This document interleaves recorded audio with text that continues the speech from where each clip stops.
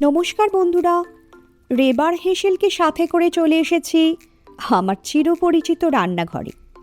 রোজকার খাবারের একঘেয়েমি বদলাতে আমাদের চেনা খাবারে যদি একটু অন্যরকমভাবে রান্না করি, তবে দেখবেন খাবারের স্বাদ বদল হয়েছে। অর্থাৎ তাই দিয়ে আরও দুটো রুটি বেশি খেয়ে নেবেন। তবে চলুন আজকের এই স্বাদ বদলের রেসিপিটা চটপট দেখে নিই।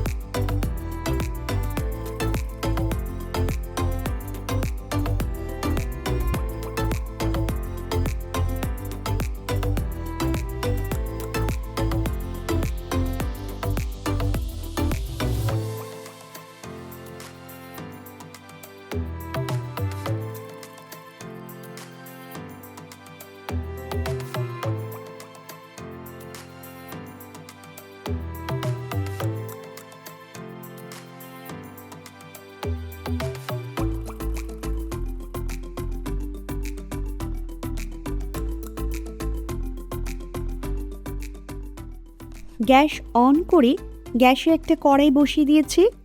কড়াইতে দিয়ে দিচ্ছি 3 টেবিল চামচ রিফাইন্ড অয়েল। এখন তেলটা গরম হওয়া অবধি একটু অপেক্ষা করব। তেল গরম হয়ে যাবার পর কেটে রাখা পেঁয়াজটা কড়াইতে দিয়ে দিলাম। পেঁয়াজ গোল্ডেন ব্রাউন করে প্রথমে ভেজে নিচ্ছি।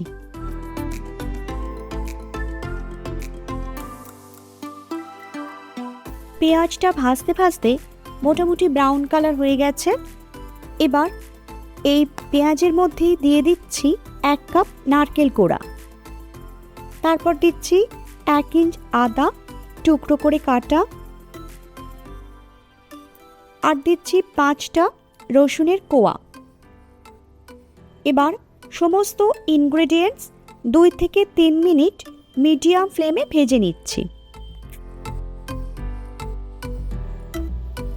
সমস্ত ইনগ্রেডিয়েন্টস ভাজা হয়ে গেছে। এখন এর মধ্যে অ্যাড করছি 2 টেবিল চামচ লঙ্কা গুঁড়ো, আর দিচ্ছি হাফ চা চামচ হলুদ গুঁড়ো, 1 চা চামচ গরম মশলা গুঁড়ো, আর শেষে দিচ্ছি স্বাদ মতো লবণ। এখানে 1 চা চামচ মতো আমি লবণ দিয়ে দিচ্ছি। সমস্তটা ভালোভাবে মিশিয়ে নিচ্ছি। এখন গ্যাস অফ করে দিচ্ছি, আর এই মশলাটা ঠান্ডা হওয়ার জন্য এইভাবে রেখে দিচ্ছি। এবার একটা মিক্সার জার নিয়ে নিয়েছি। সেই জারের মধ্যে দিয়ে দিচ্ছি ভেজে রাখা সমস্ত ইনগ্রেডিয়েন্টস।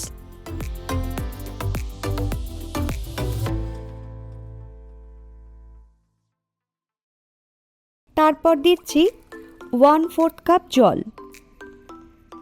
এখন এটাকে একটা থিক পেস্ট তৈরি করে নেব।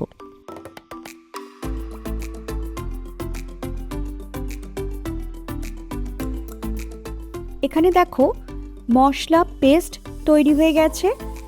এখানে পেস্টের ঘনত্বটা কিন্তু কিছুটা থিক, খুব বেশি পাতলা নয়। এখন এখানে আমি সিদ্ধ করে রাখা ডিমগুলো মাঝ বরাবর কেটে নিচ্ছি।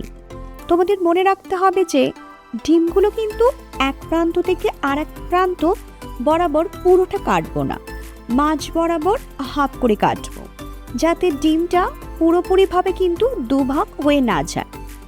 এইভাবে সব ডিমগুলো আমি কেটে নিচ্ছি।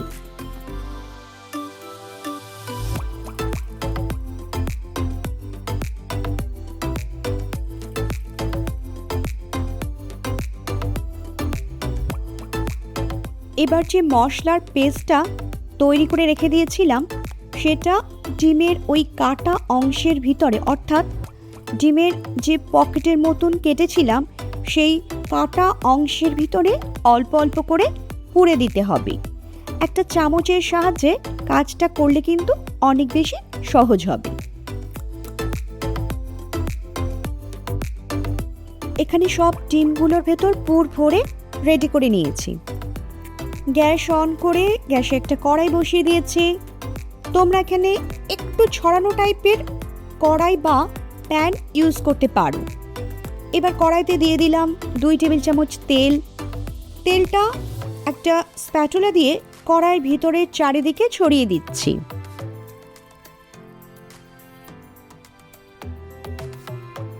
এবার যে মশলা পেস্টটা তৈরি করে রেখে দিয়েছিলাম তার থেকে কিছুটা নিয়ে কড়াইতে দিয়ে দিচ্ছি। সমস্ত মশলা কড়াইয়ের ভিতরের চারিদিকে সমানভাবে ছড়িয়ে দিতে হবে। এবার যে আলুগুলো কেটে রেখে দিয়েছিলাম সেই আলুগুলো একটা একটা করে ওই মশলার ওপরেই সাজিয়ে নিচ্ছি। অর্থাৎ এখানে আলুরও একটা লেয়ার তৈরি করে নেব। এখানে দেখতে পাচ্ছ তোমরা খুব সুন্দর করে আলুর একটা লেয়ার তৈরি হয়ে যাচ্ছে। এবার বাকি যেটুকু মশলা রয়েছে সেই মশলাটা এই আলুগুলোর ওপর আবারও সমানভাবে চারিদিকে স্প্রেড করে দিচ্ছি।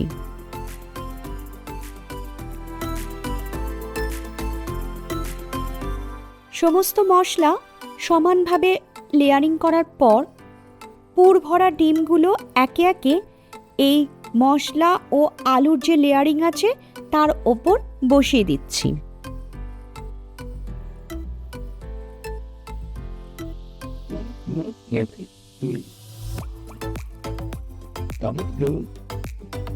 সমস্ত ডিমগুলো আমি একটা একটা করে সুন্দর করে ওই মশলা আর আলুর ওপর বসিয়ে দিলাম। এবার ডিমগুলো বসিয়ে দেওয়ার পর কিছু কুচনো ধনেপাতা উপর থেকে ছড়িয়ে দিচ্ছি। তারপর কড়াইতে ঢাকা দিয়ে 15 মিনিট মতো লো ফ্লেমে রান্না করব।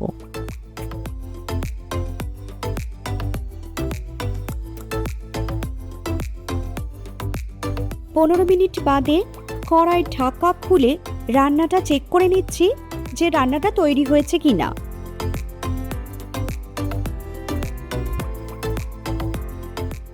প্রথমে দেখে নিচ্ছি আলুগুলো সিদ্ধ হয়েছে কিনা। এখানে দেখো আলুগুলো খুব ভালো মতো নরম হয়ে গেছে, অর্থাৎ আমার রান্না তৈরি হয়ে গেছে।